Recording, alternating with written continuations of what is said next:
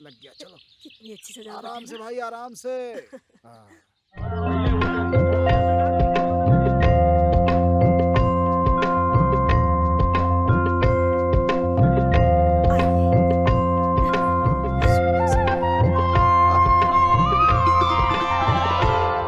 बच्चे के जन्म नक्षत्र के अनुसार वीरभद्र नाम बिल्कुल अच्छा रहेगा। हाँ, वीरभद्र ही सही है। नाम बहुत अच्छा है पंडित जी, बस एक बार अपने मुंह से कह दीजिए। हम अपने बेटे को वीरभद्र ही बुलाएंगे। वीरभद्र, वीरभद्र, वीरभद्र। अरे रे रे रे, मेरा राजा बेटा, मैं कौन हूँ? तू मेरा सूरज है? अरे मेरा बच्चा, कौन हूँ मैं तेरी? बांझ औरतों को बच्चे को दूर से देख करके ही खुश होना चाहिए, समझी? उन्हें गोद में उठाकर लाड नहीं करना चाहिए। बांझ की छाया भी पड़ जाए तो मेरे बच्चे को नजर लग जाएगी। ये बताओ कि तुम यहाँ पे आई क्यों हो?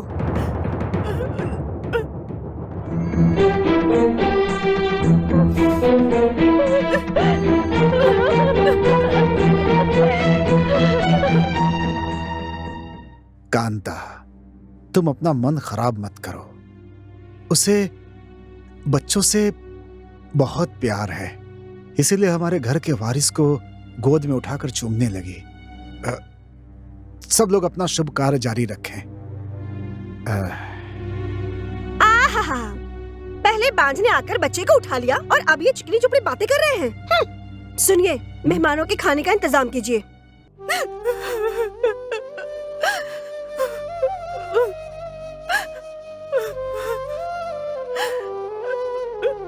गौरी, शांत हो जाओ गौरी। जो भी हो, वो मेरे छोटे भाई की पत्नी है।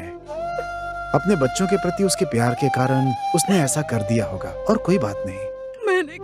मैंने कभी उसे अपनी देवरानी नहीं माना। मैंने हमेशा उससे अपनी छोटी बहन की तरह प्यार किया है। उसे बच्चा होने वाला है, ये सुनकर सबसे पहले मैं खुश हुई थी। अरे वो हमारे वंश का पहला वारिस है। अरे मैं हमेशा उसके लिए भगवान से प्रार्थना करती रही हूँ कि वो हमेशा सुख और सौभाग्य से रहे, लेकिन कांता ने सबके सामने मेरा अपमान कर दिया जी। गौरी, अपने वंश के पहले वारिस को उठाकर चूमना मेरा सबसे बड़ा अपराध हो गया क्या? इतने वर्षों से भगवान शिव की भक्ति करती आ रही हूँ मैं, और उन्होंने मुझे ये फल दिया है। क्या ये सब? बस थोड़ी शांति रखो गौरी। हम जिस शिव की भक्ति करते हैं वो हमारा साथ कभी नहीं छोड़ेंगे। वो हम लोगों के दुख अवश्य दूर करेंगे गौरी। शिव कहाँ पर है? अगर वो सच में होते तो क्या हमारी परिस्थिति ऐसी होती? नहीं गौरी, तुम्हें भगवान शिव पर विश्वास इतनी जल्दी नहीं खोना चाहिए। वो करुणामयी है। हाँ, करुणामयी है। अगर वो करुणामयी शिव होते तो मेरी कोख की पुकार वो जरूर सुनते। नहीं, वो सिर्फ पत्थर है। वो सिर्फ एक पत्थर है। वो बिना दिल वाले और बिना आंखों वाले पत्थर है। एक पत्थर की पूजा करने से हमें फल के रूप में हमेशा दुख ही तो मिले हैं। आज से इस घर में उनका नाम कोई भी नहीं लेगा। आज के बाद वो पत्थर इस घर में नहीं रहेगा। गौरी,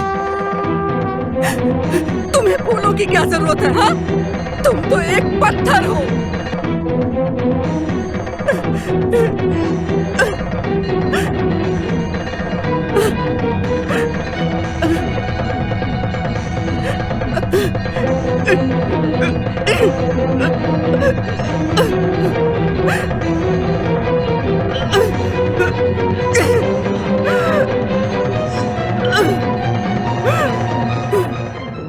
स्वामी, ये कैसा अन्याय है? ये पूरी सृष्टि जब आपकी करुणा नेत्रों के एक झलक पाने का इंतजार करती है, ऐसे में ये स्त्री आपकी पूजा करने से मना कर रही है। देवी, भक्त मेरे साथ जो भी करते वो मुझे अच्छा लगता है देवी। तो ये स्त्री जो कर रही है वो ठीक लग रहा है स्वामी? ये गुस्सा नहीं है देवी, संतान न होने का दुख इस प्रकार बाहर आ रहा है। ये बात तो है, तो आप इन्हें संतान सुख क्यों नहीं दे देते? हर चीज का एक समय निर्धारित है देवी। नंदी, गौरी मेरी बात सुनो। रुको बहन,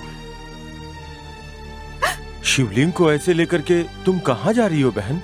दूर फेंकने के लिए। वो क्यों बहन? इस करुणाहीन पत्थर की पूजा मैं क्यों करूं? करुणा शब्द का अर्थ ही शिव है बहन। ऐसे शिव के ऊपर गुस्सा करने का आखिर कारण क्या है बहन? इसे संतान सुख नहीं मिला, इसी बात से ये अत्यंत दुखी हैं और शिव पर क्रोधित होकर उन्हें फेंकने चली आईं। बहन, जो भी इस भूमि पे जन्म लेता है उसे अपने कर्मों का फल भुगतना ही पड़ता है। यही तो विधि का नियम है।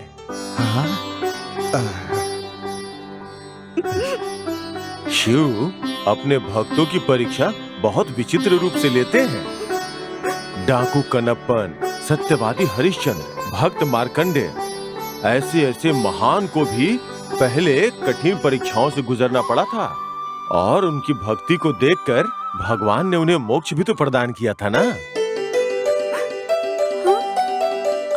इसी तरह शिव आपकी परीक्षा ले रहे हैं बहन। इस परीक्षा में तुम्हें हार नहीं मानना है, बल्कि शिव को प्रसन्न करना है बहन। लेकिन कैसे? हर कार्तिक सोमवार को व्रत रखकर पूरी भक्ति से भगवान शिव की पूजा करो बहन। तुम्हारे सारे कष्ट दूर हो जाएंगे। और ये बात मैं शिव की सौगंध खा के कहता हूँ। मेरे शिव, स्वामी जी, आपने हम पर बहुत बड़ा उपकार किया है। चलो चलते हैं, चलो।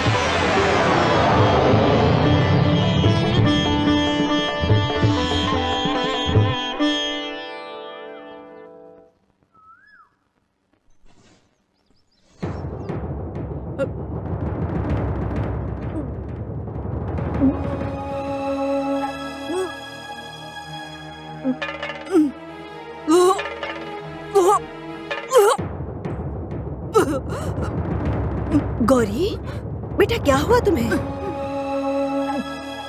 चक्कर आ रहे हैं, उल्टी हो रही है। हे भगवान, अपना हाथ दिखाओ।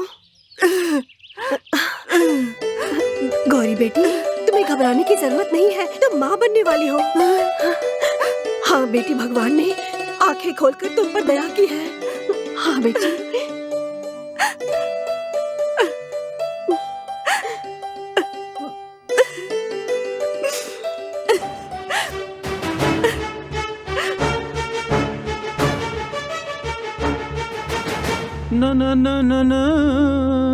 बस बस बस, सुनिए। आप पान खाना बंद कीजिए और मेरी बात ध्यान से सुनिए। ऐसा कौन सा पहाड़ टूट गया जो पूरा घर सिर पे उठा लिया? मैं आपको बड़ी बात बताने वाली हूँ, आपको पता भी है? तुम बताओगी तभी तो पता चलेगा। तुम्हारे भैया पिता बनने वाले हैं। हाँ? सच कह रही हो तुम? कितनी बड़ी खुशखबरी दी है तुमने। तुम्हारे मुंह में घी शक्कर, सच में। तुम्हारे मुंह में घूल डालनी चाहिए। क्या कह रही हो? और नहीं तो क्या, तुम्हें दुखी होने के बजाय तुम तो बड़े ही खुश हो रहे हो। अगर तुम्हारे भैया और भाभी को बच्चा हो गया तो वो भी इस जायदाद का वारिस बन जाएगा। फिर इतनी बड़ी जायदाद का वो अकेला हिस्सेदार बन जाएगा। इस गांव का जमींदार हमारा बेटा नहीं बल्कि उसका बेटा बन जाएगा।